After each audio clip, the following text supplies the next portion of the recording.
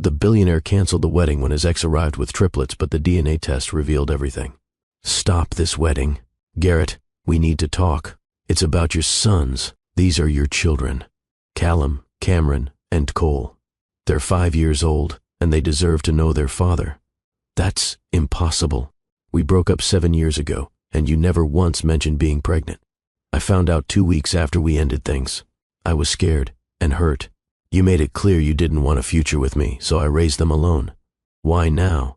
If you've kept this secret for 5 years, why show up at his wedding? Because Cole has leukemia. He needs a bone marrow transplant, and his brothers aren't matches. He needs his father to be tested.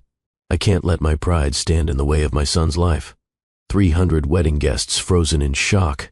A bride in her wedding dress, watching her future crumble. 3 small boys caught in an adult nightmare they don't understand. And one lie that would detonate everything. But here's what nobody in that ballroom knew. The DNA test that Garrett demanded. The results that came back 72 hours later. They would reveal a truth so shocking that it would change absolutely everything. Have you ever had your entire world shattered in 60 seconds? Have you ever watched your carefully planned future explode right before your eyes? Have you ever had to choose between the life you're building and a past you thought was buried? What would you do if your ex showed up at your wedding claiming you had children you never knew existed? Would you believe them? Would you investigate? Would you cancel everything to find out the truth? This is the story of Garrett Hayes, a billionaire who had everything, a thriving company worth billions, a beautiful fiancée who loved him, a wedding day that should have been the happiest of his life. And in one devastating moment, he watched it all fall apart. But this isn't just a story about a canceled wedding. It's about manipulation and truth. It's about trust broken and rebuilt. It's about how lies can destroy lives, and how the truth, no matter how painful, can set you free. The woman in the red dress. The 3 identical boys. The sick child who needed saving. It all seemed so real, so urgent, so impossible to ignore. But what the DNA test revealed would expose a deception so calculated, so cruel, that it would force everyone involved to question everything they thought they knew about love, trust, and second chances. Stay with me, because this story will take you on an emotional journey that will make you laugh, cry, and believe in the power of truth. And if you're someone who believes that honesty is the foundation of real love, if you believe in second chances and the strength it takes to rebuild what's broken, then hit that like button right now. Let me know in the comments what you would do in this situation. And subscribe to Love and Twilights with Dr. Phillips, because I promise you, this story will stay with you long after it ends. Now let me take you back to where it all began. To a morning filled with hope and happiness. To a man who thought he had finally gotten life right. To the calm before the storm. The morning sun painted San Francisco in shades of gold and pink. In a penthouse suite overlooking the bay, Garrett Hayes stood before a full-length mirror, adjusting his tie for the 7th time. His hands were shaking. At 36 years old, he had negotiated billion-dollar mergers without breaking a sweat. He had pitched to hostile boards and won. He had built a technology empire from nothing but an idea and relentless determination. But right now, waiting to marry the woman he loved, his hands would not stop shaking. You're going to wear out that tie if you keep messing with it. Trevor Mitchell, his best friend since their Stanford days, lounged on the leather sofa, already impeccable in his own gray suit. He watched Garrett with the amused affection of someone who had seen him through every major moment of his adult life. I can't get it right. Does it look crooked to you? It looks perfect.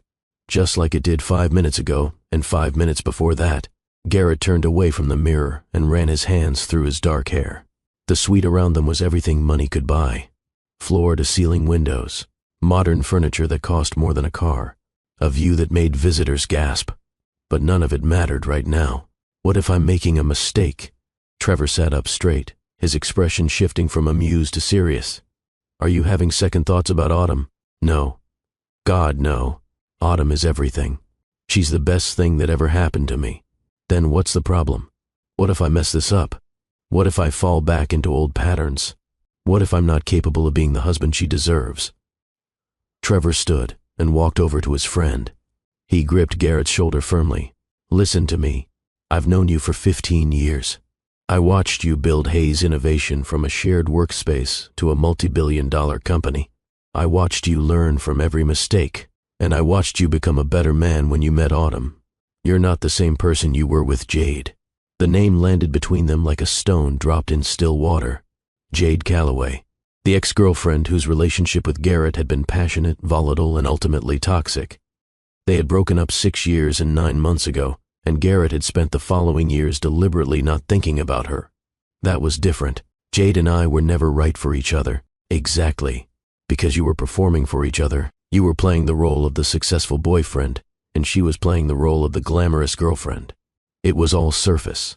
And Autumn? Autumn is real. She sees you. The actual you. The guy who gets obsessive about coding problems.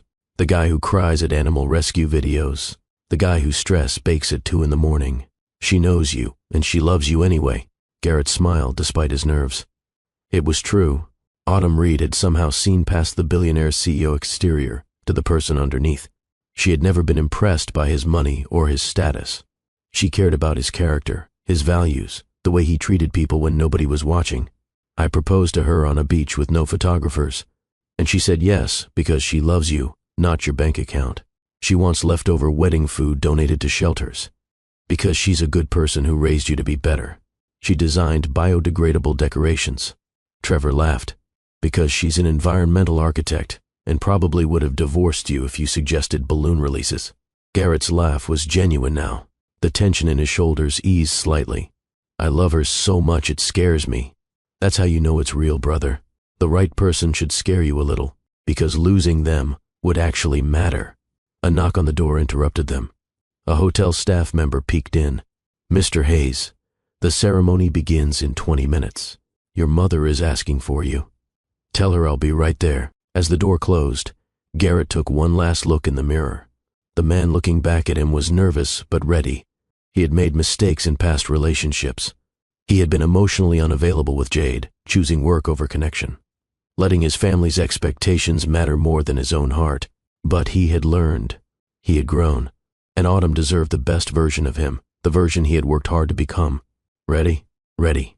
They left the suite and headed toward the ballroom where 300 guests were gathering, where flowers that Autumn had personally selected filled every corner, where a string quartet played soft classical music, where, in just a few minutes, Autumn would walk down the aisle, and Garrett's real life would finally begin. He had no idea that in less than 30 minutes, everything would fall apart. Across the hotel, in a different suite, Autumn Reed stood perfectly still while her maid of honor, Quinn Davidson, fastened the last button on her dress. The gown was simple and elegant, cream-colored fabric that Autumn had chosen specifically because traditional. White felt too wasteful for a dress she would wear once. The design was her own creation, something she had sketched one evening while Garrett worked late at the office. You look absolutely stunning. Quinn stepped back to admire her work. The two women had been friends since college, when they had bonded over late night study sessions and a shared frustration with pretentious classmates. Quinn was practical, fiercely loyal, and had opinions about everything. I feel like I'm going to throw up. That's normal. I felt the same way at my wedding. You've never been married. Exactly. The feeling was so strong I called it off. Autumn laughed despite her nerves. She moved to the window, looking out at the San Francisco skyline. Somewhere in this city was the tiny apartment where she had lived when she first arrived from Oregon, a studio that barely fit a bed and a drafting table. She had been so broke back then, eating ramen for dinner and walking everywhere to save bus fare. She had built her architecture career through pure determination and talent, creating sustainable designs that were both beautiful and functional. My parents are here. I know. I saw them earlier. Your mom wouldn't stop crying. Happy tears. The happiest. Autumn. They're so proud of you. Autumn felt her own eyes filling. Her parents had saved for months to make this trip from Oregon. Her father, a high school teacher, had rented a tux for the first time in 20 years. Her mother, an elementary school teacher, had bought a new dress from a department store, something she never did for herself. They had raised Autumn with love and modest means, teaching her that character mattered more than money, and that honest work was its own reward. I can't believe this is happening. 2 years ago I was working 18-hour days just to make rent. Now I'm marrying someone who loves you for exactly who you are. But his world is so different from mine, Quinn. The guests downstairs, they're tech billionaires and venture capitalists and people who vacation in the Maldives. My parents vacation in their backyard. And Garrett loves that about you. He loves that you're not from his world. That you don't care about the things those people care about. What if I can't fit into his life? You're not supposed to fit into his life. You're supposed to build a new life together, one that's yours. Autumn turned from the window. Quinn was right. Garrett had never asked her to change. He had never expected her to abandon her values or pretend to be someone she wasn't. He had fallen in love with an environmental architect who cared more about sustainability than status symbols, who would rather hike in Muir Woods than attend society galas, who believed that good design should serve communities, not just wealthy clients. Tell me the story again. How you met. Quinn smiled. She had heard this story a dozen times, but she knew Autumn needed to hear it right now. Needed to remember why she was here. You were at that charity gala, the environmental conservation fundraiser. I almost didn't go because the ticket was so expensive, but my mentor convinced me it would be good for networking. And you were standing by the silent auction items, looking at the painting of the redwood forest, trying to figure out if I could afford to bid on it without eating for a month. Autumn closed her eyes, remembering that night 2 years ago. She had been wearing a simple black dress from a consignment shop. Her hair had been pulled back in a practical bun. She had felt completely out of place among the designer gowns and expensive jewelry. And then Garrett walked up, and I didn't know who he was. I had no idea I was talking to a billionaire CEO. He was just this guy in a nice suit who seemed genuinely interested in the painting. What did he say? Autumn smiled at the memory. He said, "That's a coulter pine, not a redwood. The artist made a mistake." And I said, "Maybe it's not a mistake. Maybe it's a commentary on how we see what we expect to see instead of what's actually there." And he looked at me like I had just said the most interesting thing he'd heard all year. Because you had. Everyone else at that gala was talking about stock portfolios and vacation homes. You were talking about art and perspective and truth. We talked for 4 hours. He missed the keynote speech. I forgot to network. We just stood there by that painting and talked about everything. Architecture and technology and climate change, and why sourdough bread is superior to all other breads. He fell in love with you that night. I didn't even know his last name until I Googled him the next day. I almost died when I saw he was Garrett Hayes. The Garrett Hayes. I thought there was no way he would actually call me. But he did. The next morning, asked if I wanted to get coffee. Coffee turned into a 4-hour conversation, again. And the rest is history. Autumn opened her eyes. Quinn was watching her with affection and certainty. You're doing the right thing. Garrett is one of the good ones. He sees you, really sees you, and he's worked so hard to be worthy of you. I know. I just have this weird feeling. Wedding jitters. Completely normal, probably. But it wasn't just wedding jitters, though Autumn couldn't quite identify what else it was. Some small whisper of intuition that said, enjoy this moment because something is coming. She shook it off. Nerves. Nothing more. A knock on the door. Miss Reed? It's time. Autumn took a deep breath. Quinn handed her the bouquet. Simple flowers from a local organic farm, tied with ribbon made from recycled fabric. Everything about this wedding reflected Autumn's values. She had insisted on it, and Garrett had supported every choice. Ready to marry your billionaire? Ready to marry the man I love who happens to be a billionaire. That's my girl. They left the suite and headed toward the ballroom. Autumn's father was waiting by the entrance, tears already streaming down his weathered face. You look just like your mother did on our wedding day. Dad, don't make me cry before I even get down the aisle. Too late for that, sweetheart. He offered his arm. The doors to the ballroom were closed. Beyond them, 300 guests were waiting. Garrett was waiting. Their future was waiting. I love you, Dad. I love you too, Autumn. And I'm so proud of the woman you've become. The string quartet shifted into the opening notes of Pachelbel's canon. The processional was beginning. In a moment those doors would open, and Autumn would walk toward the man who had somehow found her in a city of millions. The man who had seen past her simple dress and practical shoes to the person underneath. The man who made her laugh and challenged her thinking and supported her dreams. The doors began to open, and then everything stopped. Because standing in the ballroom entrance, framed by afternoon light, streaming through the windows, was a woman in a blood-red dress, a woman with auburn hair and emerald eyes and 3 small boys in matching navy suits standing beside her. The woman's voice rang out across the sudden silence. Stop this wedding. Every head turned. The string quartet's music died mid-note. Autumn felt her father's arm tense under her hand. "Garrett, we need to talk. It's about your sons." Autumn couldn't breathe. She watched Garrett's face transform from happy anticipation to complete shock. Watched him take a step forward, then stop. Watched recognition dawn in his eyes. "Jade?" The name was barely a whisper, but in the silent ballroom it carried like a shout. The woman, Jade, moved down the aisle with deliberate grace. The three boys followed uncertainly, clearly confused by the adult drama unfolding around them. Autumn noticed they were beautiful children. Dark hair, serious expressions, and as they got closer she could see they had Garrett's eyes, the same unusual gray that had been the first thing she noticed about him. "I'm sorry to do this here. I'm sorry to do this now, but I'm out of options." Jade's voice was clear, carrying to every corner of the ballroom. Autumn realized with a sick feeling that this was intentional. This woman wanted an audience. Security was already moving toward Jade, but Garrett held up his hand. "Wait, just wait." He looked at the woman who had clearly once meant something to him, then at the three children, then, finally, at Autumn.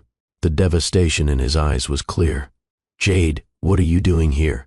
"I'm here because you have a right to know the truth before you make another mistake." Jade gestured to the three boys. They stood close together, the way siblings do when they're scared. Autumn's heart broke for them even as her own world was crumbling. "These are your sons, Garrett. Callum, Cameron, and Cole.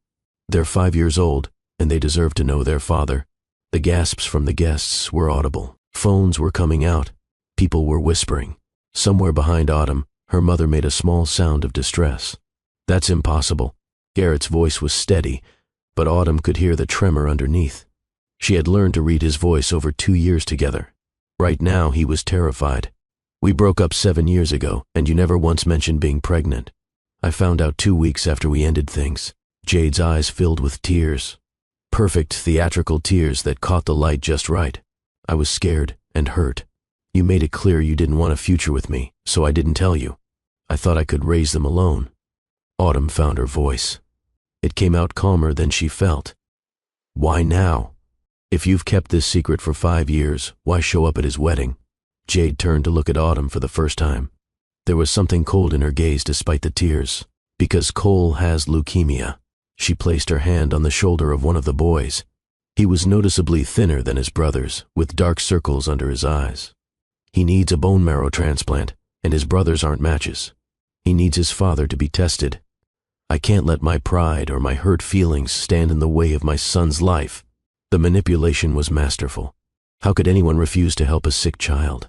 How could Garrett dismiss this claim without seeming heartless in front of 300 witnesses? Autumn watched Garrett look at the sick boy, watched something shift in his expression. She knew that look. It was the same expression he got when one of his employees was struggling and needed help. Garrett Hayes might be a billionaire CEO, but at his core, he was someone who wanted to fix problems and help people. And this woman knew it. She was counting on it. "Garrett." Autumn moved forward, her wedding dress rustling against the aisle runner. She came to stand beside him, even though every instinct screamed at her to run. "Is there any possibility these children could be yours?" He turned to her, his face stricken. "Autumn, I swear I didn't know about this. I had no idea. That's not what I asked." She kept her voice gentle, but firm. 300 people were watching. This moment would define everything that came next. "When you and Jade broke up, is there any possibility you could have fathered children?" She watched the truth dawn in his eyes, watched him do the mental math, watched him remember something he had probably tried to forget. "We broke up 6 years and 9 months ago, but there were 2 times after that where He couldn't finish the sentence. He didn't need to. Autumn understood. The timeline works. His voice was hollow. If she's telling the truth about when they were born, the timeline works. Autumn felt something crack in her chest, not because he had slept with his ex after their breakup. He had been single. He had every right. But because in 2 years together, he had never mentioned it. In 2 years of building a life and planning a future, this piece of his past had never come up. What else didn't she know? Mr. Whitmore. A new voice. Trevor had materialized beside Garrett, his expression protective and furious. "Don't make any decisions right now. This is insane. We need to verify everything before you do anything." But Garrett was looking at the sick child. "Cole, The boy who might be dying. The boy who might be his son. I'll get tested. Garrett. Trevor's voice was a warning. I'll get tested for the bone marrow match. And I want a DNA test. For all 3 boys. He looked at Jade directly. You show up here with this claim. You provide proof. Birth certificates, medical records, everything. And we do paternity testing before anything else happens. Of course. Jade's response was immediate, almost eager. I expected nothing less. I have all their documentation. Birth certificates, listing you as the father. Medical records for Cole's leukemia.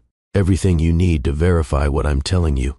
Autumn watched this exchange, feeling like she was floating outside her body. This morning she had been getting ready to marry the love of her life. Now she was watching him negotiate paternity testing for 3 children she hadn't known existed until 5 minutes ago. Garrett. He turned to her. The pain in his eyes was unbearable. Autumn, I'm so sorry. I don't know what to say. Say you didn't know about them. Say this is as much a shock to you as it is to me. I didn't know. I swear on everything I have, I didn't know. But you slept with her after you broke up. It wasn't a question. Autumn's voice was steady, clinical almost, as if she was discussing someone else's life. Twice, in the weeks after we ended things. It was a mistake both times. I knew it was a mistake even as it was happening. But you never told me. I didn't think it mattered. It was before we met. Before us. It matters now. The silence between them was deafening. Around them, 300 guests watched the dissolution of a wedding in real time. Phones were recording. Social media was probably already exploding. By tonight, this would be on every gossip site and celebrity news outlet. But none of that mattered compared to the look in Garrett's eyes and the 3 children standing behind his ex-girlfriend and the sick boy who needed help. Autumn. Quinn appeared at her elbow, a protective presence. What do you need? Autumn took a breath, then another. She looked at Garrett, at the man she had agreed to marry. The man she loved. The man she thought she knew. You need to handle this. These children, if there's even a possibility they're yours, you need to know. You need to help if you can. The wedding. Garrett's voice cracked. There can't be a wedding. Not today. Not with this unresolved. Autumn felt tears finally spilling over. She had held them back until now, but they came in a rush. I can't marry you with this question hanging over us, Garrett. I can't start our life together like this. I understand. Do you? Because I'm not sure I do. I'm not sure I understand any of this. She gestured at the chaos around them. At Jade in her red dress. At the 3 boys who looked so much like Garrett. At the 300 guests who had come to celebrate a wedding that was never going to happen. I love you. Garrett reached for her hand, but Autumn stepped back. I know you do, and I love you. But love isn't always enough, is it? You need to find out the truth. You need to do what's right for these children. And I need...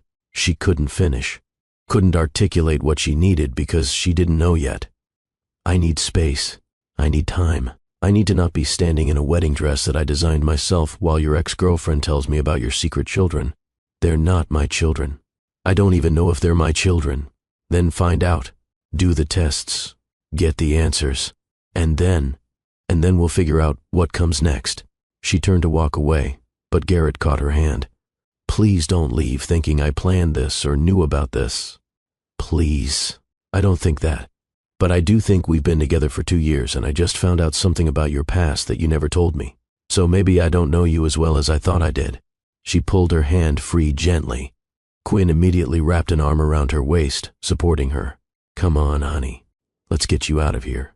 As they walked back up the aisle, away from the altar where Autumn should have been getting married, she heard the murmurs from the guests. Saw her parents' devastated faces. Saw Garrett's mother standing with her hand over her mouth. Saw the 3 little boys looking confused and scared. And she saw Jade watching her leave with something that might have been satisfaction in her eyes. The wedding that should have been was over, and nothing would ever be the same. In the bridal suite, Quinn helped Autumn out of the wedding dress. Neither of them spoke. What was there to say? The carefully designed gown was placed on a hanger, a symbol of a day that had gone so catastrophically wrong. Autumn changed into the simple dress she had worn to the venue that morning. Jeans and a sweater. Normal clothes for a normal day. Except nothing about today was normal. Your parents are outside. They want to know if you need anything. Tell them I'm okay. Tell them I just need a minute. Autumn, you don't have to be strong right now. You can fall apart. That's allowed. But Autumn couldn't fall apart. Not yet. If she started, she might not stop. Did you see those boys, Quinn? They had his eyes. His exact eyes. That doesn't mean they're his. Lots of people have gray eyes. She was so confident. Jade. She had documentation and medical records and a sick child who needs help. Why would she make that up? I don't know, but I don't trust her. The way she showed up, the timing, the public spectacle.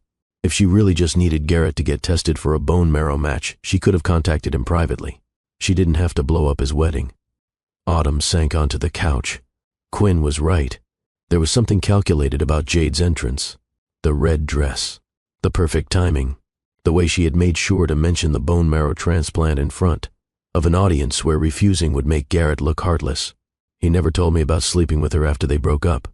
You never asked about his sexual history after his relationships ended. That's not usually first date conversation, but we talked about everything. Our pasts, our mistakes, our fears. We were supposed to be honest with each other. He was single when it happened, Autumn. He didn't owe you a detailed account of every person he slept with before you met. I know that. Logically, I know that. But standing there in my wedding dress, finding out from his ex-girlfriend that there are parts of his history I didn't know about. Quinn, it made me realize how much I don't know. What else hasn't he told me? Quinn sat beside her, taking her hand. You're in shock. You're hurt. You're processing a trauma in real time. But don't let one woman's manipulation make you doubt everything good you've built with Garrett. He loves you. Anyone who's ever seen you together knows that. Then why do I feel like I just woke up from a dream? Like the last 2 years were some fantasy I invented? Because you just had the worst moment of your life in front of 300 people. Because the man you were about to marry might have children he never knew about. Because nothing makes sense right now. A knock on the door interrupted them. Autumn? It's Mom. Quinn opened the door. Autumn's mother, Helen, rushed in and wrapped her daughter in a fierce hug.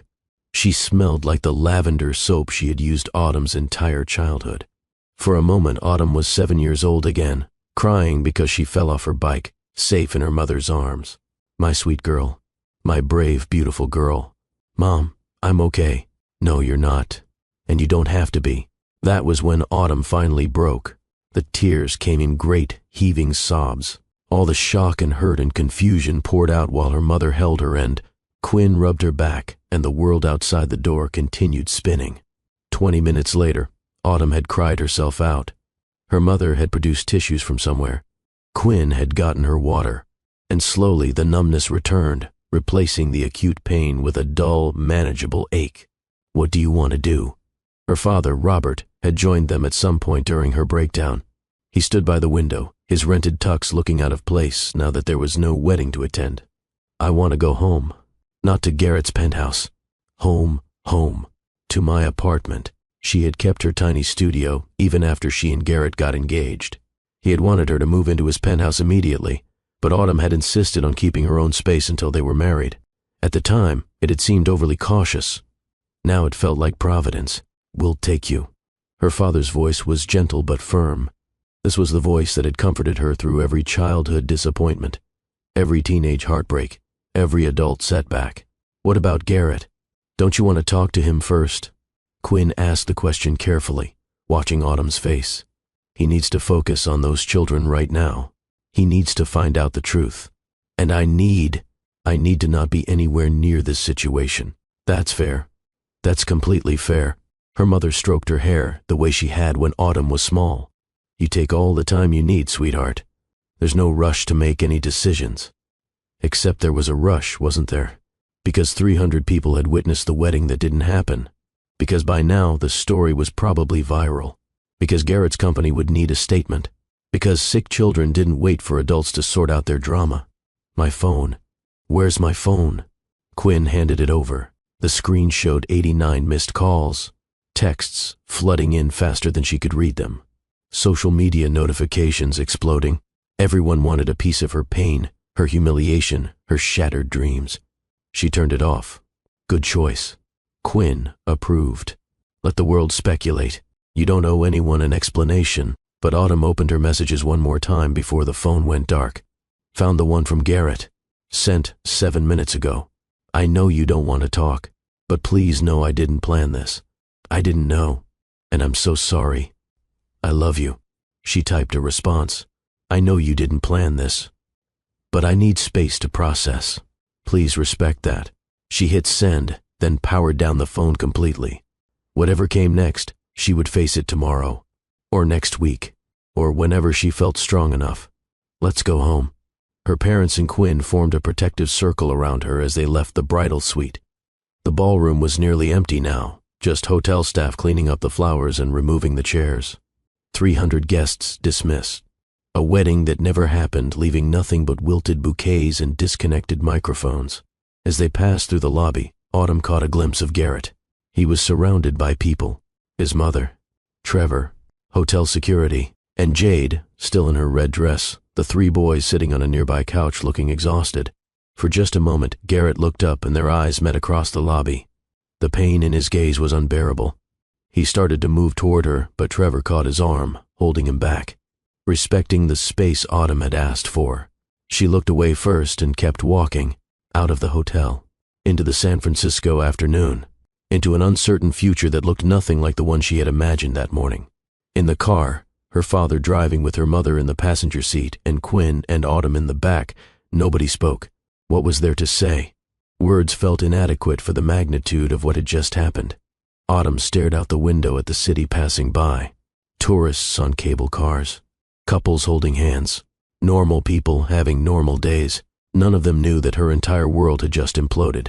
None of them cared. And why should they? The world kept turning regardless of individual heartbreak. Life went on. It always did.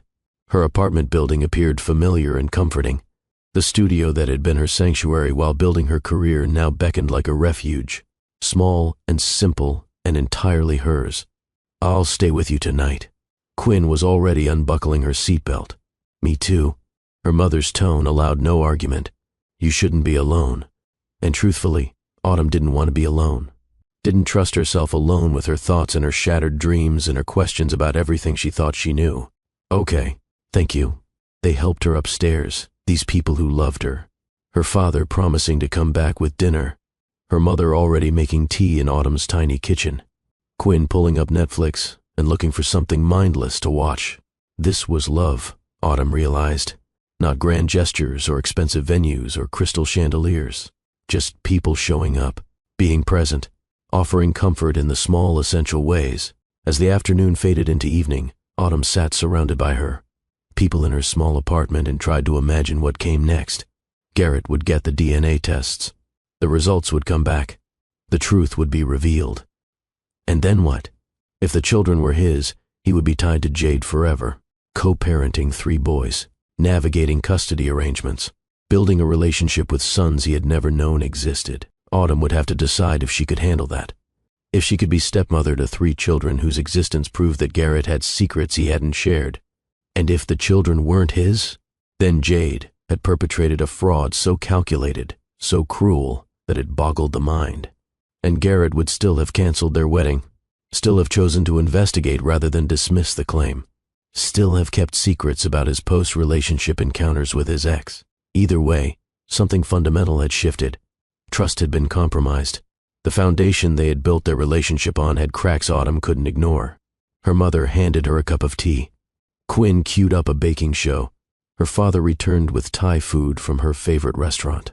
And Autumn tried not to think about Garrett in his penthouse, probably not eating, probably surrounded by lawyers and PR people and the weight of impossible choices.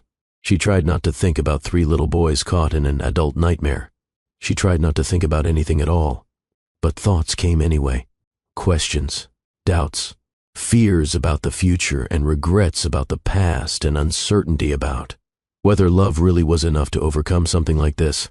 Outside her window, the sun set over San Francisco. The day that should have been the happiest of her life finally, mercifully, ended. And tomorrow would come whether she was ready for it or not. Across the city, in a penthouse that suddenly felt too large and too empty, Garrett Hayes sat with his head in his hands. The living room was full of people. His lawyer, Patricia Chen, reviewing documents Jade had provided. His publicist crafting a statement for the press. His mother pacing and muttering about gold diggers and opportunists. Trevor sitting beside him in silent support. But Garrett felt completely alone. The birth certificates were spread across his coffee table. 3 copies, all listing him as father. Callum Hayes, Cameron Hayes, Cole Hayes. The boys had been given his last name.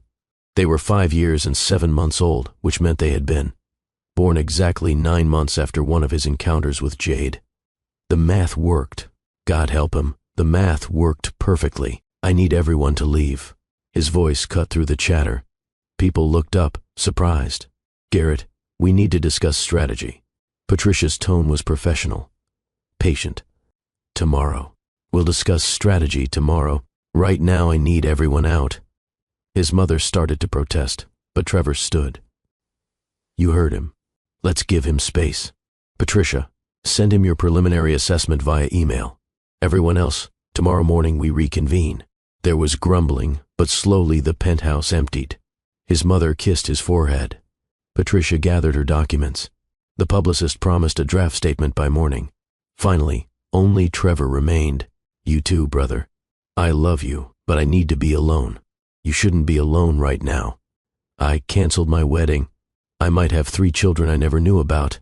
The woman I love won't even take my calls. I think alone is exactly what I need to be. Trevor studied him for a long moment, then nodded. Call me if you need anything.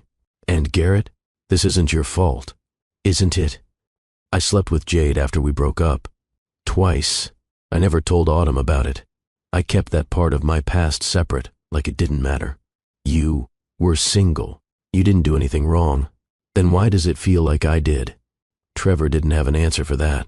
He left quietly, and finally Garrett was alone with his thoughts and his regrets and 3 birth certificates that might change everything. He walked to the windows overlooking the bay. The penthouse had been designed for a couple. 2 sinks in the master bathroom, a walk-in closet divided into his and hers sections. Autumn's things were everywhere. Her coffee mug in the kitchen, her book on the nightstand, her toothbrush by the sink, evidence of a life they should have been starting together. His phone buzzed. A text from Autumn, the first communication since the disaster. I know you didn't plan this, but I need space to process. Please respect that. It wasn't much, but it was something. She didn't hate him. She just needed time. He could give her time. He could give her whatever she needed. But first, he had to find out the truth. He called Patricia. How fast can you arrange DNA testing? Her response was immediate. I already have. Lab appointment tomorrow morning at 9. We'll test all 3 boys. Results in 48 to 72 hours depending on processing. And the medical records for Cole? Are they legitimate? I verified with the hospital. Cole Calloway is indeed a patient there. He does have leukemia. He is looking for a bone marrow match. That part of Jade's story checks out. Garrett closed his eyes. A sick child. Real suffering. Regardless of paternity, that boy needed help. Set up testing for bone marrow compatibility too. Even if he's not mine, if I'm a match, I want to help. That's very generous, but Garrett, I'd advise caution. If you're not the father, involving yourself could create legal complications. A 5-year-old has cancer, Patricia. Legal complications can wait. There was a pause, then a sigh. You're a good man. Sometimes too good. Okay, I'll arrange both tests. But please, don't make any commitments to Jade until we have the paternity results. I won't. Thank you. After hanging up, Garrett poured himself a scotch, then poured it down the sink. Drinking wouldn't help. Nothing would help except time and truth. He pulled up photos on his phone. Pictures of Autumn, the 2 of them hiking in Muir Woods, her laughing at something he said. The moment he proposed, captured by a stranger he had asked to take a photo. Her face radiant with joy and love. That was yesterday. 24 hours ago, his biggest concern was whether his tie looked crooked. Now everything was different. Now his past had crashed into his present in the most devastating way possible. Now the woman he loved needed space he had to give her. His phone rang. Unknown number. He almost didn't answer, but something made him pick up. Hello? Garrett. It's Jade. His entire body tensed. He should hang up. He should direct all communication through his lawyer. But he needed to understand. Why did you do it this way? Why show up at my wedding instead of contacting me privately? There was a pause. When Jade spoke again, her voice lacked the theatrical quality it had in the ballroom. Because you wouldn't have taken my call. Because you've been unavailable for 6 years. Because I was desperate and out of options. You could have sent a letter, an email, anything besides destroying my wedding. Would you have believed me? Would you have agreed to get tested based on a letter from an ex you haven't spoken to in years? Garrett wanted to say yes, wanted to believe he would have done the right thing. But, honestly, if Jade had sent a letter claiming he had children, he probably would have dismissed it as a scam or delusion. Cole is really sick? He's dying, Garrett. Without a bone marrow transplant, he has maybe 6 months. His brothers aren't matches. I've been tested. Not a match. I'm running out of time and options. Why didn't you tell me when you found out you were pregnant? Why keep this secret for 5 years? Because you made it very clear you didn't want a future with me. Because when we broke up, you said I was exhausting and dramatic, and that you needed to focus on your company. Because I had some pride left, and I thought I could handle it alone. But they're my children. If they're really mine, I had a right to know. You gave up your rights when you chose your company over our relationship. That's not how biology works, Jade. Those boys deserved a father. And now they have one. If you step up. The manipulation was clear even through the phone. But underneath it, Garrett could hear something else. Fear. Desperation. A mother terrified of losing her child. I'm getting tested tomorrow. DNA for paternity and bone marrow compatibility. We'll know the truth within a few days. Thank you. Her voice broke on the words. Real emotion, not performance. Thank you, Garrett. Whatever else you think of me, know that I'm grateful. Cole needs this. He needs you. After the call ended, Garrett sat in his empty penthouse and thought about 3 little boys. Boys who might be his sons. Boys he had never held or fed or read bedtime stories to. 5 years of their lives already gone, already lost to him. If they were his, he had missed everything. First steps, first words, first days of school. All because Jade had made a choice not to tell him, and because he had made choices. That led to 2 nights of weakness with an ex he shouldn't have been with. The weight of it was crushing. He thought about Autumn, probably in her tiny apartment, surrounded by people who loved her, processing her own pain, questioning everything they had built together. He thought about his mother's face when Jade made her announcement. The horror and embarrassment and anger.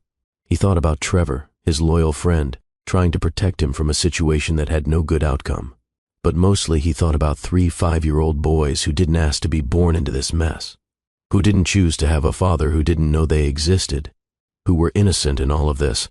Tomorrow would bring tests and lawyers and PR statements. Tomorrow would bring the first steps toward truth.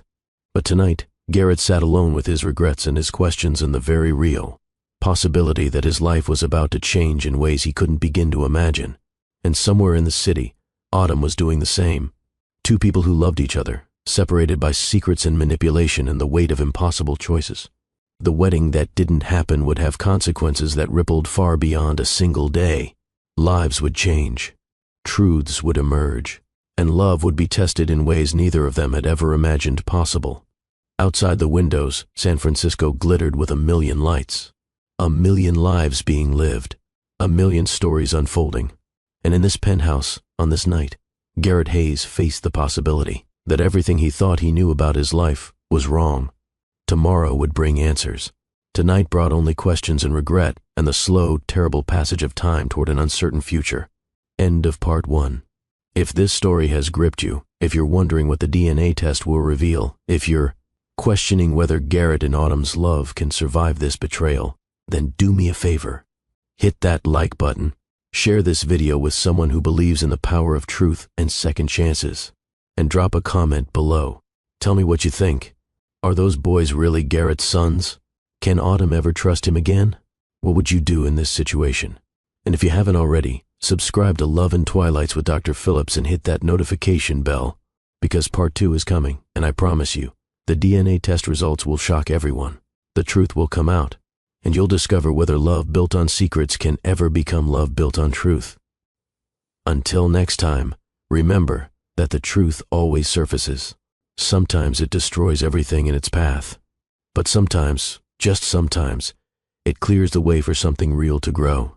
48 hours can feel like 48 years when you're waiting for your entire life to change. Garrett Hayes had negotiated deals worth billions in less time than it took for DNA results to process. He had built a tech empire in the time most people spent planning a vacation. But these 72 hours, waiting to find out if he was the father of 3 children he had never known existed, stretched into an eternity of doubt and fear and regret. The medical office was sterile and impersonal. Gray walls, fluorescent lights, the smell of disinfectant and anxiety. Garrett sat in the waiting room at 8:45 in the morning, Trevor beside him, Patricia reviewing documents on her tablet. "They'll call you back shortly." The lab technician was efficient, her voice carrying no judgment about the situation that had brought him here. At 9 exactly, the door opened and Jade entered with the 3 boys. Callum, Cameron, and Cole. In the harsh morning light, without the drama of a wedding interruption, they looked like what they were. 3 tired, confused children caught in an adult situation they couldn't understand.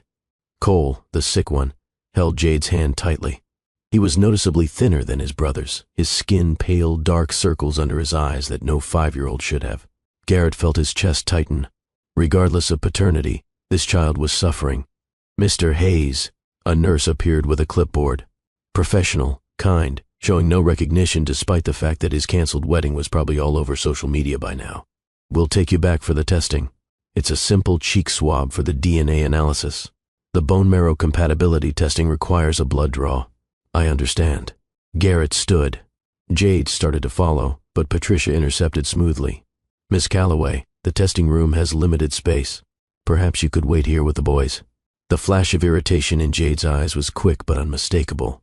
She wanted to control this narrative, and Patricia wasn't allowing it. "Of course.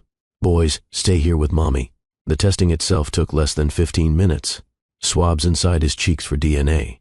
Blood drawn for bone marrow typing. Simple procedures that would reveal earth-shattering truths. "When will we have results?" The technician labeled the samples with practiced efficiency.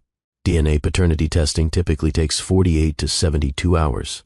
Bone marrow typing can take up to a week for full compatibility analysis. "Can you rush it?"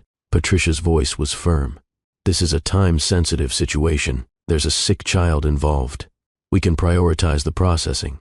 You should have preliminary DNA results within 48 hours. Back in the waiting room, the 3 boys were now being tested. Garrett watched through the window as the same technician swabbed their cheeks, gentle and efficient. They were so small, so vulnerable. One of them, Cameron maybe, caught Garrett looking and waved. An innocent, friendly gesture. Garrett's throat closed. "Don't get attached yet." Trevor's voice was quiet, meant only for Garrett. "We don't know if they're yours. And even if they are, Jade has controlled every moment of their lives until now. Don't let her manipulate you through those kids. A sick child isn't manipulation, Trevor. That's a human being who needs help." "Agreed. Which is why you're getting tested. But the wedding ambush, the public spectacle, showing up with documentation and tears perfectly timed, that's manipulation. And you need to remember that Jade always had an agenda." The testing concluded. Jade collected the boys, herding them toward the exit with maternal efficiency. "Garrett." She paused, turning back. "Thank you for this. Whatever the results say, thank you for being willing to find out. I need to know the truth. Those boys deserve to know the truth." Something flickered across Jade's face. Was it guilt? Satisfaction? Fear? Garrett couldn't read her anymore. Maybe he never could. After they left, Patricia pulled Garrett aside. "I've been investigating Ms. Calloway's financial situation. She's in significant debt. Medical bills for Cole's treatment have been mounting. She's been borrowing money from family and friends. Her credit cards are maxed out, so she needs money. Desperately. Now that doesn't mean she's lying about paternity, but it does provide a motive for the very public, very dramatic revelation. A wealthy ex-boyfriend is a potential solution to her financial crisis." "What are you saying?" "I'm saying be careful. Don't make any financial commitments until we have verified paternity. Don't sign anything. Don't promise anything. And definitely don't let guilt or sympathy override common sense. If Cole is my son and he's dying, common sense goes out the window, Patricia," which is exactly what she's counting on. The drive back to his penthouse was silent. Trevor didn't push conversation. Patricia worked on her tablet. And Garrett stared out the window at a city that looked the same as it had 72 hours ago, even though his entire world had shifted. At home, alone finally, Garrett found himself walking through rooms that echoed with absence. Autumn's absence most of all. He picked up his phone a dozen times to call her, put it down a dozen times remembering her text. I need space. Please respect that. Respecting her space was killing him, but he owed her that much. Instead, he called his therapist. Wait, he didn't have a therapist. He had never needed one before. Successful CEOs didn't do therapy. They did yoga retreats and mindfulness apps and whatever else let them avoid actually processing their emotions. But maybe that was the problem. Maybe the reason he was here, in this impossible situation, was because he had spent years avoiding the hard work of emotional honesty. He Googled therapists in San Francisco, found one with availability that afternoon. Dr. Maren Kim, specializing in relationship issues and life transitions. Good enough. The appointment was in 3 hours. Until then, Garrett had nothing but time and regret and his empty penthouse. He opened his laptop, tried to work, gave up after reading the same email 17 times without comprehending a single word. He went to the gym in his building, ran on the treadmill until his legs burned and his lungs screamed, but he couldn't outrun his thoughts. Finally, he did what he had been avoiding. He looked at social media. The wedding disaster was everywhere.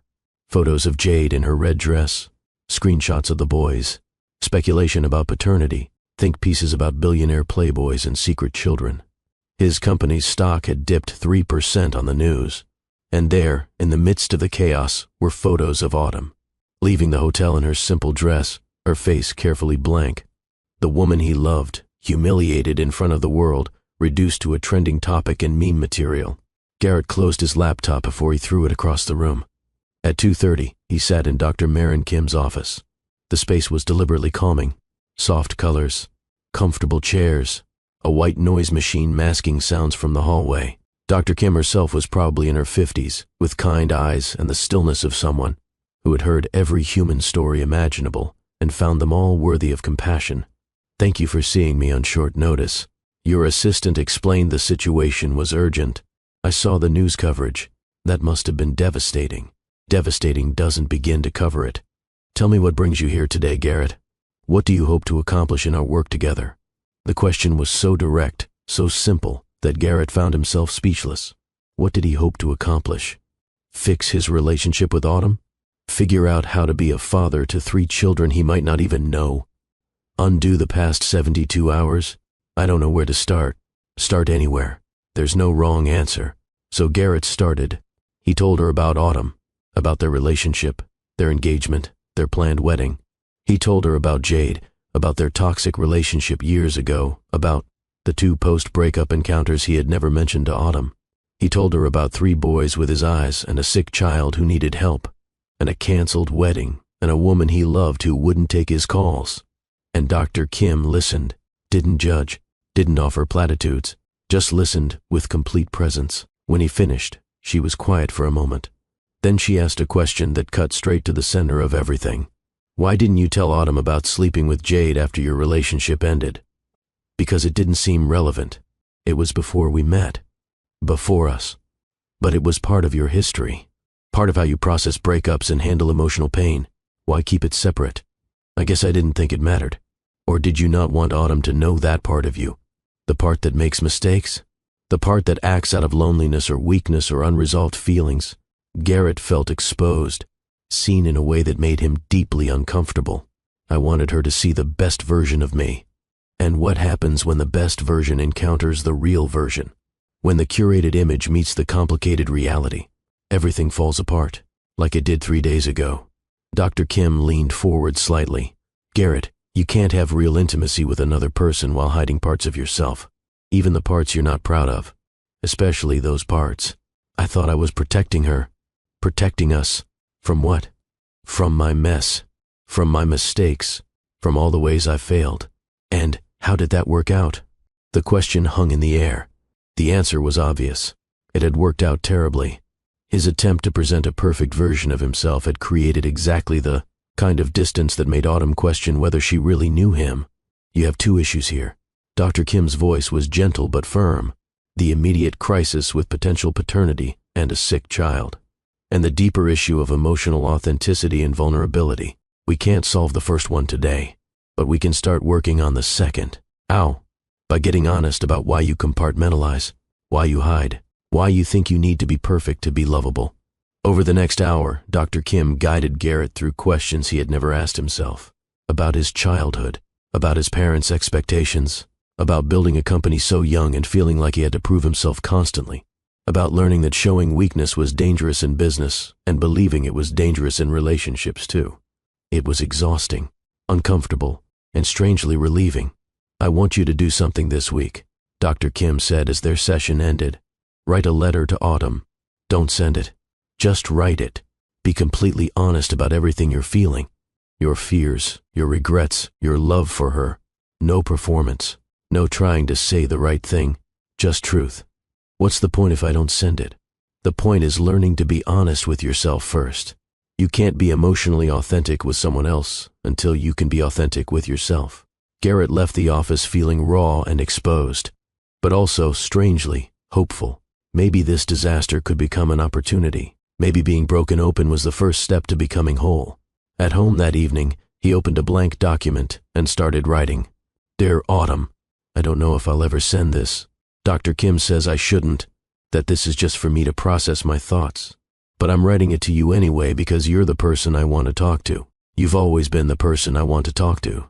I'm terrified, absolutely terrified that those boys are mine and I've missed 5 years of their lives, and equally terrified that they're not mine and I've destroyed our relationship over someone else's lie. But more than that, I'm terrified that you were right, that you don't really know me, because I didn't let you know me, not all of me. I've spent my entire adult life performing, for investors, for boards, for my family. I learned early that showing weakness was dangerous, that vulnerability was a liability, that the only acceptable version of myself was the successful, confident, in-control version. And when I met you, I did the same thing. I showed you the polished version, the guy who had his life together, the successful CEO with all the answers. I hid the parts that were messy or uncertain or afraid. I never told you about those 2 nights with Jade because I was ashamed, not of the sex itself, but of what it represented.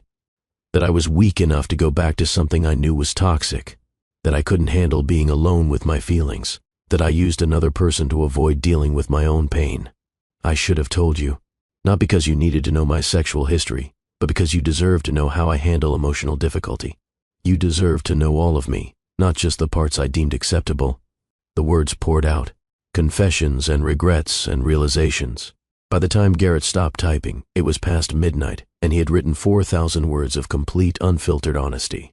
He saved the document, didn't send it, just saved it, and closed his laptop and felt lighter than he had in days. Across the city, in her small studio apartment, Autumn sat with Quinn, and her mother, eating ice cream and pretending to watch a movie. You should talk to him. Quinn had been saying this in various forms for 2 days. He's texted twice asking if you're okay. Very respectful, not pushy, just checking in. I know. I've read them. And I don't know what to say. Hi Garrett, hope you're well. How's the paternity test going? Let me know if you have secret children. Autumn, he didn't know about those kids. If he had known, he would have told you. Would he? Because he didn't tell me about sleeping with Jade after they broke up. What else hasn't he told me? Her mother, who had been quiet most of the evening, finally spoke.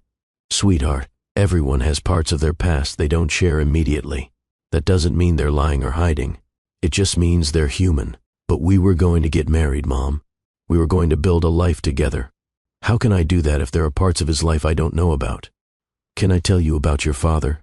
Helen set down her ice cream, her expression thoughtful. When we got engaged, I didn't know he had proposed to someone else 5 years earlier. Found out 3 months into our marriage when we ran into her at a restaurant. You're kidding. Helen smiled. Nope. Jennifer Morrison. He had been engaged to her for 6 months before she left him for someone else. It devastated him, and he never mentioned it because he was embarrassed and hurt, and it was painful to talk about. How did you handle it? I was furious at first. Felt like he'd kept a huge secret. We had a terrible fight about honesty and trust and all the things you're feeling right now. What changed?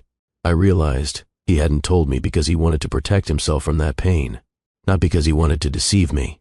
And I had to decide if I could accept that he was a full human being with a history that existed before me, a history that included pain and mistakes and things he wasn't proud of. And you decided you could. It wasn't easy. But yes, because the alternative was losing someone I loved over something that happened before we even met. Autumn felt tears threatening. This is different, Mom. Those might be his children. If they are, Jade will be in our lives forever. Every custody handoff, every holiday negotiation, every time I look at those boys, I'll see his ex-girlfriend and the fact that he kept secrets. And if they're not his children, then he canceled our wedding and humiliated me in front of 300 people over a lie. Either way, I don't know how we come back from this. Quinn grabbed her hand. You come back by deciding if you still love him, if you still want a future with him. Everything else is logistics. Love isn't always enough. No, but it's a start.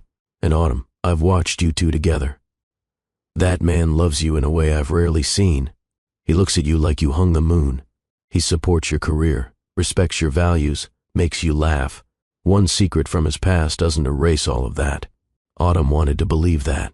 Desperately wanted to believe that what she and Garrett had built was stronger than one devastating revelation. But doubt had taken root, and doubt was harder to remove than love was to find. I think I need to talk to someone. A therapist. That's a good idea. Her mother's approval was immediate. Processing trauma requires support. And honey, what you experienced was traumatic. Quinn was already on her phone. I have a friend who's a therapist. Dr. Sarah. No, wait. You said no Sarahs. Dr. Rachel Martinez. She's amazing. Specializes in relationship trauma. Want me to see if she has availability? Yes. Please. 2 days later, Autumn sat in Dr. Rachel Martinez's office, a space decorated, with plants and soft textures that immediately put her at ease. Dr. Martinez was probably 40, with warm brown eyes and the kind of presence that made you feel like whatever you said would be received without judgment. Tell me what brings you here, Autumn. So, Autumn told her story. The wedding, the red dress, the 3 boys, the canceled ceremony and the humiliation and the secret encounters Garrett had never mentioned. Dr. Martinez listened completely. When Autumn finished, she asked a simple question. What are you most afraid of? The question caught Autumn off guard. I don't know. That he lied to me? That I don't really know him? Go deeper. What's the fear underneath the fear? Autumn sat with that for a moment. What was she really afraid of? That I'm not enough. The words came out barely above a whisper. That Jade was right to show up at the wedding. That some part of Garrett still belongs to her. That even if those boys aren't his, the fact that he slept with her after they broke up means she had power over him that I don't have. Tell me more about that. I come from a simple background. Teachers for parents, public schools, scholarships to college. I built my career from nothing through hard work. Garrett's world is so different. Penthouses and private jets, and people who grew up with money I can't even imagine. And Jade is from that world? Yes, she's from a wealthy family. She fits in his social circle in ways I never will. And I've always been okay with that because Garrett chose me anyway. But now I wonder if he really chose me, or if I was just convenient. The opposite of Jade. The safe choice. The safe choice? Not dramatic, not demanding. Easy. I didn't create problems or make scenes or demand attention. I was peaceful and supportive and low maintenance. What if he didn't choose me for who I am, but for who I'm not? Dr. Martinez leaned forward slightly. That's a profound question, Autumn. And it tells me this situation has triggered some deep insecurity about your worth in the relationship. I guess it has. Here's what I want you to consider. You're processing 2 separate issues right now. The immediate crisis of the canceled wedding and potential paternity, and the deeper issue of whether Garrett chose you authentically, or whether you were performing a role for him the same way he was performing for you. I was performing. Were you completely yourself with him? Did you tell him when things bothered you? Did you show him your messy, uncertain, frustrated self? Or did you also present a curated version? The question hit hard because Autumn knew the answer. I didn't want to be like Jade. She was dramatic and needy and always creating chaos. So I swung completely the opposite direction. I never complained, never made demands, never showed him when I was upset or uncertain or struggling. So you both were performing. Him as the perfect, successful partner. You as the perfect, easy partner. And neither of you were being fully real with each other. Oh my God. It was like a light turning on in a dark room. They had both been so busy being what they thought the other person needed that neither had been fully themselves. This doesn't excuse what happened at the wedding. That was traumatic and humiliating, and you have every right to be hurt and angry. But it does suggest that you both have work to do on authenticity and vulnerability. How do I know if we can come back from this? You won't know until you try. And that means having hard conversations, being honest about your fears and needs, asking him to be honest about his, and then deciding together if you want to rebuild on a foundation of truth instead of performance. Over the following weeks, both Garrett and Autumn settled into routines of therapy and self-reflection and waiting. The DNA results were delayed. Processing issues at the lab, technical difficulties, days stretched into a week. Then, 10 days. Garrett attended therapy twice a week, wrote letters to Autumn he never sent, started delegating more at work, began the slow, uncomfortable process of learning to be vulnerable. Autumn did the same. Therapy sessions where she explored her patterns in relationships, her tendency to minimize her own needs, her fear of being too much or not enough. They didn't speak to each other, but through mutual friends they heard updates. Quinn told Autumn that Garrett was in therapy. Trevor told Garrett that Autumn was doing the same. They circled each other like planets in distant orbits, connected by gravity but not touching. And Jade? Jade called Garrett repeatedly with updates on Cole's condition. The boy was declining. Time was running out. The emotional manipulation was relentless.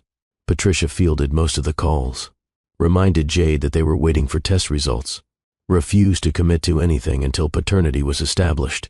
But late at night, alone in his penthouse, Garrett thought about a 5-year-old boy fighting for his life. And regardless of paternity, that thought haunted him. On day 12 after the testing, Patricia called. The results are in. Garrett was in a meeting. He stood up so abruptly his chair rolled backward. "Excuse me, I need to take this." He left the conference room full of confused executives and went to his office, closing the door. "Tell me, can you come to my office? I'd rather discuss this in person. Just tell me, Patricia. Are they mine?" There was a pause. Then, "No, Garrett. The DNA test shows you are not the biological father of Callum, Cameron, or Cole Calloway. There's zero genetic match. Those children are not yours." The world stopped. Garrett sat down heavily, his phone pressed so hard to his ear it hurt. "What? You're not their father. The test was run twice to confirm accuracy. There's no paternity match whatsoever." But Jade said, she was so certain. She had birth certificates. Anyone can list anyone as a father on a birth certificate if the man isn't present to confirm. And you never signed a paternity acknowledgement. "Garrett, I need to be very clear about something. This wasn't a case of mistaken identity or genuine confusion." "What do you mean?" "Jade Calloway listed you as the father on those birth certificates knowing you weren't. She showed up at your wedding with a fabricated claim designed to manipulate you. This was calculated fraud." Fraud. The word echoed in Garrett's head. Why would she do this? Why make up something so elaborate? "I completed my investigation into her finances.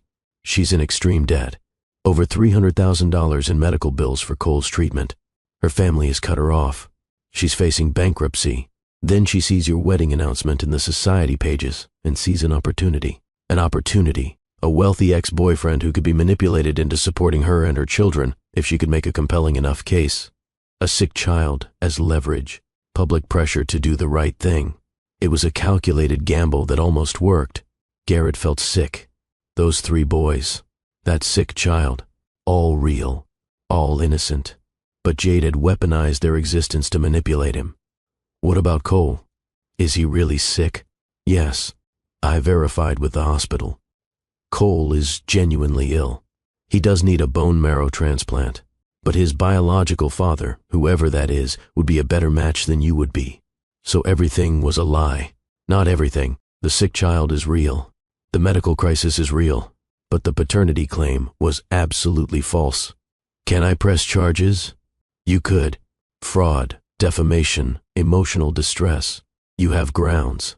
But Garrett, any legal action would primarily hurt those children. Cole especially doesn't have time for a long legal battle. Garrett closed his eyes. Even now, even knowing Jade had lied, he couldn't bring himself to do something that would harm an innocent child. I need to confront her. I'd advise against that. I need to understand why. I need to hear it from her. Then let me be present. Don't do this alone. 2 hours later, Garrett and Patricia walked into the hotel where Jade had been staying. On Garrett's credit card, using his money to fund her lie. The rage that had been building since Patricia's call was volcanic, but underneath it was something else. Relief. The boys weren't his. He hadn't missed 5 years of fatherhood.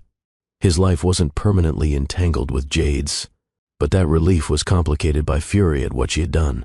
The wedding she had destroyed, the relationship she had damaged, the public humiliation she had orchestrated.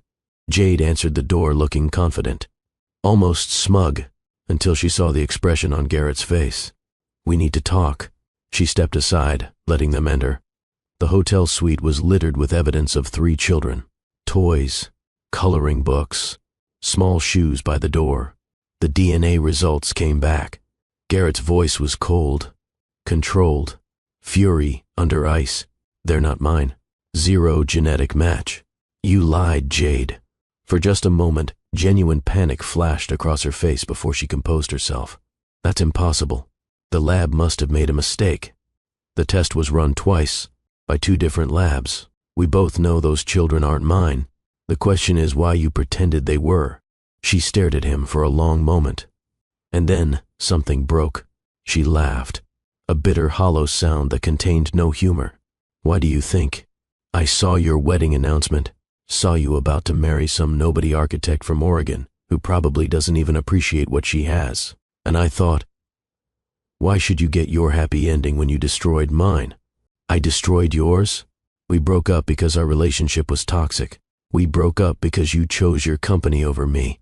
Every single time. Date canceled for board meetings. Vacations cut short for investor emergencies. You chose work over us, constantly. That doesn't justify what you did, doesn't it?" Jade's voice rose, years of resentment spilling out. "I loved you, Garrett. Actually loved you. And you treated me like an accessory. Something pretty to bring to events, but not important enough to prioritize. So, you decided to ruin my wedding? Use sick children as props in your revenge fantasy? Cole is my sister's son." Jade's face flushed red. "Megan is struggling. Medical bills piling up. No insurance. She's going to lose her house. And I thought, you have billions. What's a few $100,000 in medical bills to you? You wouldn't even notice that money missing. So this was about money. You tried to destroy my relationship, my reputation, my wedding, all for money you could have just asked for. Would you have given it to me if I'd asked? Would you have even taken my call?" Garrett wanted to say yes, wanted to believe he would have helped a sick child regardless of history. But honestly, if Jade had called out of the blue asking for money, he probably would have assumed it was a scam. That doesn't make what you did okay. You fabricated paternity. You put those boys through DNA testing. You made them complicit in a lie they don't even understand. I did what I had to do for my family. You did what you wanted to do for revenge. The money was secondary. You saw a chance to hurt me the way you think I hurt you. And you took it." Jade's eyes filled with tears. Real ones this time. "You have no idea what it's like to struggle, to watch someone you love suffer, to feel desperate and powerless. And you have no idea what you've done. The woman I love won't speak to me. My wedding was turned into a public spectacle. My company's stock dropped. 300 people witnessed my humiliation, all because you decided your pain justified destroying my life. What are you going to do?" Patricia stepped forward, her lawyer voice crisp and professional. "Mr. Hayes has grounds to press charges for fraud, defamation, and emotional distress. However, in consideration of Cole's medical situation, he's willing to make an agreement." "What kind of agreement?" "You leave San Francisco immediately. You never contact Mr. Hayes again. You never speak to the press about this situation. And in exchange, he won't pursue criminal charges. And the medical bills?" Garrett surprised himself with his next words. "Despite everything, Cole is an innocent child who's suffering. I'll make a donation to the hospital for his treatment. Anonymous, not tied to you or me. Just a donation to help kids with leukemia. Why would you do that after what I did? Because unlike you, I don't use sick children as leverage. And because that boy doesn't deserve to suffer for his mother's lies." Jade sat down heavily, all the fight going out of her. "I'm sorry. For what it's worth, I'm sorry. I was desperate and angry, and I thought you owed me something. I didn't owe you anything, Jade. But I hope you get help. Real help. For whatever made you think this was acceptable? As they left the hotel, Patricia turned to Garrett. That was remarkably restrained. I half expected you to yell. What would be the point? She's miserable. Her life is falling apart. My yelling wouldn't change anything. You're a better person than me. I'm just tired, Patricia. Tired of anger and manipulation and drama. I just want my life back. Then let's get it back. I'll draft the agreement for her to sign. Have it ready by tomorrow. And the hospital donation? I'll handle it personally. No ties to either of you. Just help for kids who need it. Thank you. That night, Garrett sat in his penthouse and stared at his phone. He needed to tell Autumn. She deserved to know the truth immediately. He called. It went to voicemail. He tried again. Voicemail again. Finally, he texted.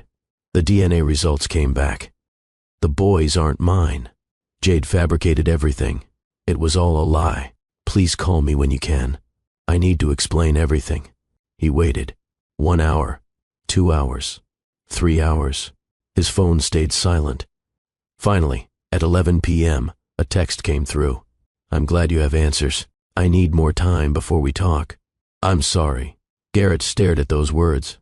I'm glad you have answers. Not I'm glad they're not yours. Not relief that their lives weren't permanently complicated. Just distant politeness. And I need more time. How much more time? Days? Weeks? Forever? He wanted to call again. To demand a conversation. To make her understand that this changed everything. But he had promised to respect her space. And if he had learned anything from Dr. Kim, it was that you can't force emotional intimacy. You can only create space for it and hope the other person chooses to step into that space with you. So he texted back, take all the time you need. I love you. That hasn't changed. He sent it and received no response. The silence was worse than anger would have been. The following weeks blurred together in a haze of therapy sessions and work and crushing loneliness. Garrett threw himself into both with equal intensity. Dr. Kim pushed him hard in their sessions. Not about the immediate crisis, but about the patterns underneath. You've been given a gift, she said during one particularly difficult session. This disaster has shown you exactly where your relationship was built on sand instead of stone. Now you have a choice. Walk away and repeat the same patterns with someone else eventually, or do the hard work of becoming someone capable of real intimacy. What does that even mean? Real intimacy? It means letting someone see all of you, the successful parts and the struggling parts, the confident moments and the scared moments, the times you have answers and the times you're completely lost. I tried that with Autumn. I was building that with her. Were you? Or were you showing her a slightly more relaxed version of the same performance? Did you ever really let her see you vulnerable? Uncertain? Afraid? Garrett thought about it honestly. Had he? He had been more himself with Autumn than with anyone else. But had he really let her see him struggle? Or had he always maintained some level of control, some performance of having it together? I don't know how to do that. Be fully vulnerable. Most people don't. We're taught from childhood that vulnerability is weakness, especially men, especially successful men. You've built an empire on confidence and control. Letting go of that feels like death. So, how do I learn? Practice. Start small. Be honest about your feelings in real time instead of processing them privately. Ask for help instead of figuring everything out alone. Show people when you're struggling instead of pretending you're fine. Over the next weeks, Garrett practiced. He told Trevor honestly that he was heartbroken and scared. He admitted to his mother that he had made mistakes in how he approached relationships. He delegated more at work and admitted when he didn't have all the answers. It was uncomfortable. Terrifying, actually. But slowly, something shifted. People responded to his honesty with their own. Conversations deepened. Relationships felt more real. And he kept writing letters to Autumn. Dear Autumn, today I admitted to my team that I don't know the answer to a major strategic question, that I'm uncertain about which direction to take the company. The old me would have pretended to have a plan while privately panicking. The new me said I don't know yet and asked for their input. It felt like jumping off a cliff. But they responded with ideas and support and honest feedback, and I realized that my need to have all the answers was actually limiting what we could accomplish together. I wish I had learned this before I lost you. I wish I had let you see me uncertain and afraid and struggling. Maybe if I had, you would have felt safe being uncertain and afraid and struggling too. Maybe we would have built something real instead of something perfect. I miss you. Every day I miss you. But I'm grateful for what this catastrophe has taught me. Even if I never get you back, I'm becoming someone worth being, someone capable of real love instead of performed love. He wrote about his therapy sessions, about realizing he had used work as an excuse to avoid emotional intimacy, about understanding that his relationship with Jade had been toxic not just because of her, but because of his own emotional unavailability. He wrote about the loneliness of his penthouse, about seeing couples in the park and feeling the loss of what he and Autumn had been building. He wrote until the letters became a journal of his transformation, proof that he was doing the work, becoming someone different. And across the city, Autumn was doing the same work. Dr. Martinez guided her through her own patterns, her tendency to minimize her needs, her fear of being too much, her habit of making herself small to fit into other people's lives. You mentioned you didn't want to be like Jade, dramatic, needy, demanding. But Autumn, there's a whole spectrum between doormat and diva. You don't have to choose between being invisible and being overwhelming. So, what's the middle ground? Being honest, communicating your needs, setting boundaries, showing up as yourself instead of who you think someone wants you to be.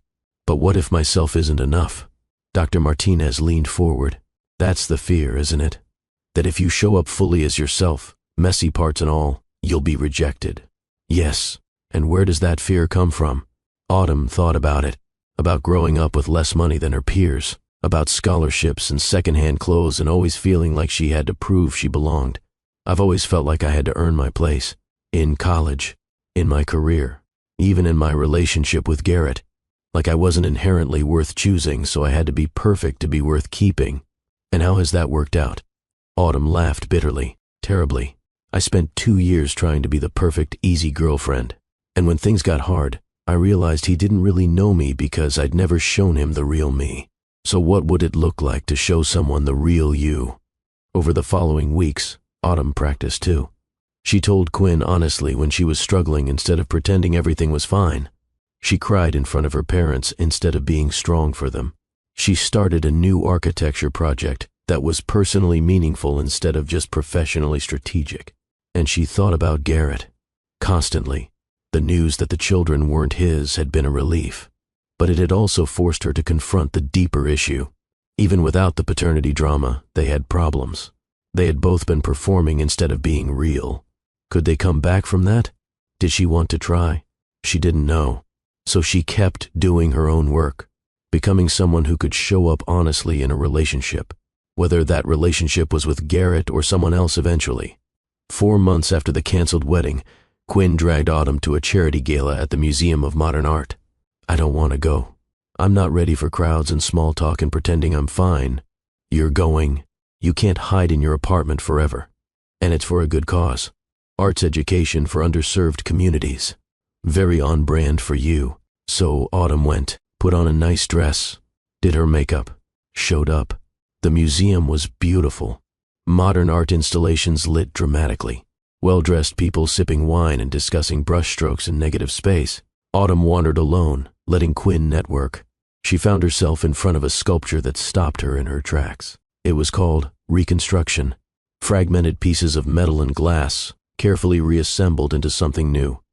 The artist's statement explained it had been created after a personal tragedy. Each broken piece represented something destroyed. The reconstructed whole represented healing and transformation. It's beautiful, isn't it? Autumn turned to find Garrett standing beside her. Her heart stopped. He looked different, thinner maybe, tired, but also somehow more present, more real. Hi. Hi. They stood in awkward silence, the sculpture between them like a metaphor. I didn't know you'd be here. Trevor convinced me I needed to get out more. Said I was becoming a hermit. Autumn smiled despite herself. Quinn said the same thing to me. Our friends are conspiring. Definitely conspiring. Another silence. Then Garrett spoke, his voice quiet. You look beautiful. You always look beautiful, but tonight especially. Thank you. You look good too. Different, but good. I've been in therapy, working on a lot of things. Me too. Dr. Martinez. She's been helping me understand my patterns. Garrett's eyes widened slightly. I'm seeing Dr. Kim. Similar work, patterns and vulnerability, and learning to be real. They looked at each other then, really looked, and Autumn saw something in his eyes she hadn't seen before. Not the polished CEO or the perfect boyfriend, just Garrett, uncertain and hopeful and scared. "I'm sorry," they said it simultaneously, then laughed, breaking some of the tension. "What are you sorry for?" Garrett asked. "For never showing you the real me. For being so afraid of being too much or not enough that I made myself invisible. For performing perfect girlfriend instead of being myself. Autumn, you have nothing to apologize for." "I do, though. You weren't the only one hiding. I swung so far away from being like Jade that I never let you see me messy or uncertain or struggling. I never gave you the chance to love the real me because I was too busy being what I thought you needed." Garrett's eyes were bright with unshed tears. "I'm sorry for the same thing. For showing you this curated version of myself, instead of being honest about my fears and failures. For keeping parts of my past separate, like they didn't matter. For making you question whether you really knew me. We were both performing, weren't we?" "Yeah, we were." They turned back to the sculpture. Broken pieces made beautiful through reconstruction. "Do you think?" Garrett started, then stopped. "Do I think what? Do you think there's any chance for us? Not now necessarily. Not until we're both really ready. But someday." Autumn felt tears sliding down her face. "I think I still love you. I think I probably never stopped. But I also think we both needed this time to figure out who we are as individuals before we could figure out who we are together. I love you too. So much it physically hurts sometimes. That's very dramatic for someone who's usually so controlled. I'm learning that emotions are allowed to be messy. That it's okay to hurt and be vulnerable and admit when I'm not okay. Good. That's really good." Autumn took a breath, making a decision. "Garrett, I'm not ready to jump back into what we were. Too much has happened. We've both changed. But maybe we could start over? As friends first, really getting to know each other without the pressure of wedding plans and perfect images." Starting over, Garrett's smile was tentative but genuine. "I would like that very much. Coffee sometime? Actual conversation where we're both honest about our feelings and fears and our messy, complicated selves?" "Yes, absolutely yes." They exchanged phone numbers, having both changed their numbers in the chaos after the wedding. Made plans for coffee later that week. As Autumn walked away to find Quinn, she felt something she hadn't felt in months. Hope. Not the desperate hope of wanting to fix something broken, but the quiet hope of maybe building something new, something real this time. Something worth keeping. And across the gallery, Garrett watched her go and felt the same thing. They had been broken by lies and secrets and performance. But maybe, just maybe, they could be reconstructed into something stronger. The sculpture stood between where they had been and where they were going. Broken pieces made beautiful. A reminder that sometimes things have to fall apart completely before they can be rebuilt into what they were always meant to be. The journey ahead would be slow, careful. Built on honesty instead of image, on vulnerability instead of performance, on truth instead of convenience. But for the first time since that devastating wedding day, both Garrett and Autumn believed it might actually be possible. The canceled wedding had seemed like an ending. Maybe it was actually a beginning. If this story has moved you, if you believe in the power of truth over lies and second chances earned through real change, do me a favor. Hit that like button. Share this video with someone who needs to hear that broken things can be rebuilt stronger. Drop a comment below and tell me, could you forgive? Like Autumn did? Could you do the hard work like Garrett did? What would it take for you to rebuild trust after it was shattered? And subscribe to Love and Twilights with Dr. Phillips, because every week we bring you stories about love, growth, and the messy beauty of being human. Stories that remind you that perfect isn't real, but real can be beautiful. Remember, the truth always surfaces. Sometimes it destroys everything in its path, but sometimes it clears the way for something infinitely more beautiful to grow. This is Dr. Phillips, reminding you that you are worthy of love that sees all of you. Not just the polished parts, not just the easy parts. All of you. The messy, complicated, beautifully imperfect you. Thank you for being here. Thank you for believing in second chances and hard-won transformation. And remember, sometimes the greatest gifts come wrapped in our worst moments. Until next time, love deeply, live honestly, and always choose truth. Even when it's hard, especially when it's hard.